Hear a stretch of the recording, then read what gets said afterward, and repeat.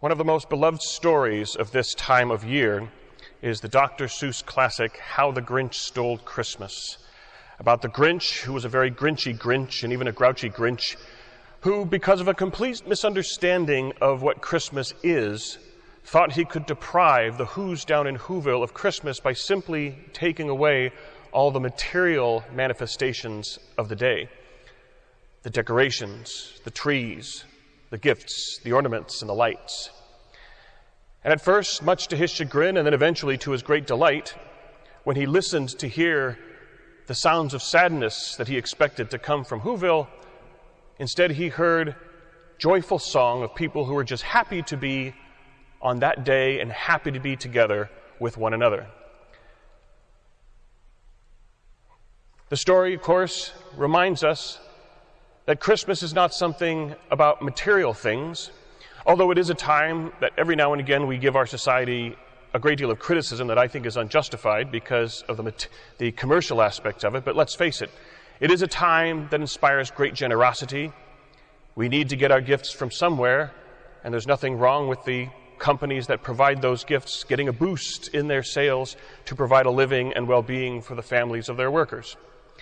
But it is so much more than that, where even without the gift giving, and every year we do hear in the news of stories of families who have decided on a particular year that they and their children would not receive gifts for Christmas, but give gifts for Christmas.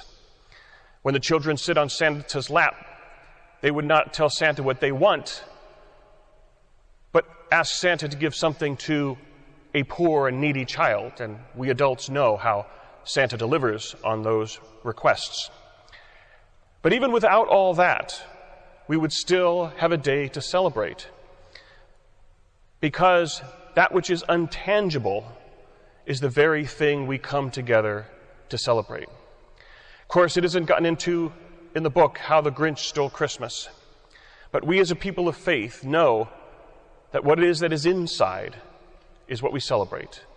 That great faith in the incarnation of Christ, the faith that we celebrate, a faith that is triumphant, a light that shines in the darkness. In the last few years, there has been, as we've seen through the media and other sources, what some would call a war on Christmas, efforts of people in the secular world to, in effect, steal Christmas from religion, to make it a purely secular holiday, to take religion out of it. Perhaps we have seen that accentuated to a certain degree over the last few months, a very difficult time for our nation, our world, and our church, as people have been told to stay home, to not go out, and especially to not go to church. This is the effect, of course, of the lockdown. It's been accentuated to keep and emphasize church as non-essential and faith as something that is not important. Every now and again we hear people, and perhaps more often than every now and again, leaders and experts kind of overemphasizing. It's almost like a slogan. Follow the science. Follow the science. We must be scientific people. In many ways they remind me of Yul Brynner in the movie The King and I, who's always saying, I want my country to be a scientific country. We must be very scientific. But if these people took a moment to not pay so much attention to the science and pay a little more attention to the history, they would know that it is because of people of faith that we have modern science to begin with, and that it was a faith, the Christian faith, and in particular the Catholic faith, that enabled the development of modern science as we know it and celebrate it today. Because we as a people of faith know that scientists don't create. They merely discover something that already is, something that's already been created.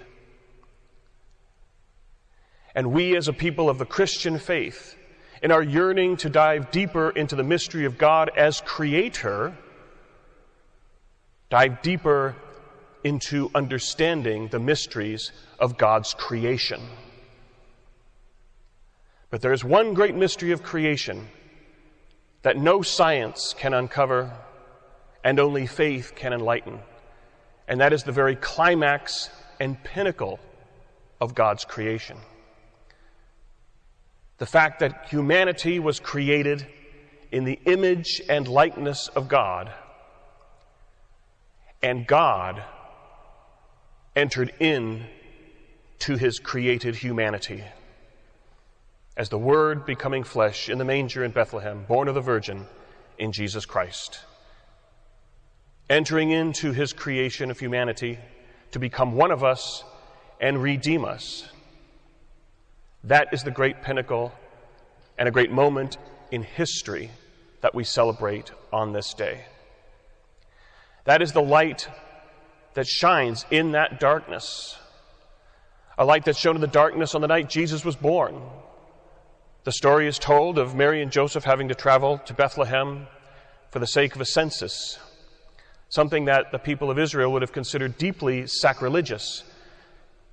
Even King David, at the end of the second book of Samuel, was punished by God because he attempted a census of his people, because it was believed that only God would know the number of the multitude that he promised would number the stars of the sky and the sands on the shore of the sea in his promise to Abraham. And so the very act of a census would have been an offense to the people of Israel. It is perhaps safe to presume that Mary and Joseph were not the only ones who could not find shelter at the inn.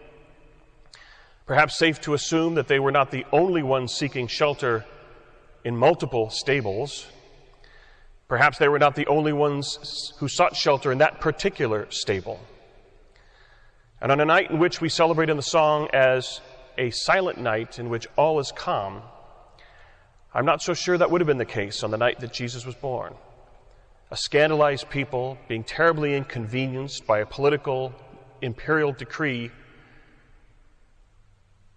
a city on edge, ready to explode, a time of great tension. And yet it's in that the light shined in the darkness in the birth of Jesus. That is what we celebrate today, and that is something that you cannot take away from Christmas. That is something you cannot take away from this holiday season. That is the very reason why we come together. Even at a time in which we continue to be told to stay home, we are here. Because we know Christmas is not about anything tangible. That is only how we celebrate it.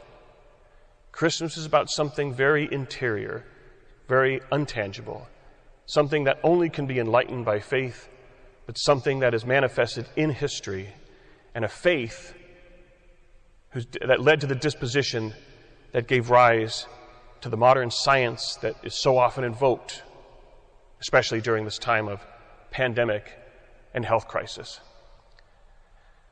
But we come together as a people of that faith. And let us be those who's of Whoville, who in efforts to steal Christmas from faith and steal faith from Christmas, still nonetheless gather in joy and gather in faith. Let us be those lights in darkness. And perhaps by our example, by our love, by our joy, and by the light of our faith, we will see those Grinches of today who seek to steal Christmas see the true light of this season, and might even see their hearts grow to be 2 sizes too big as we become that light to the nations in celebrating this incarnation. It's a time when God entered into history, when Christ became the light in that terrible darkness,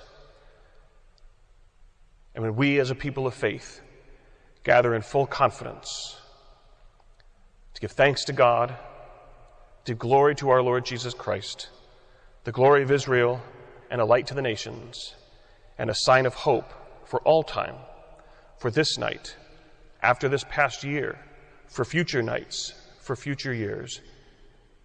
We celebrate his coming as a child in Bethlehem. We await his return in glory, and we come together to celebrate the true meaning of Christmas, the incarnation of Christ our Lord, as God entered the pinnacle of his creation.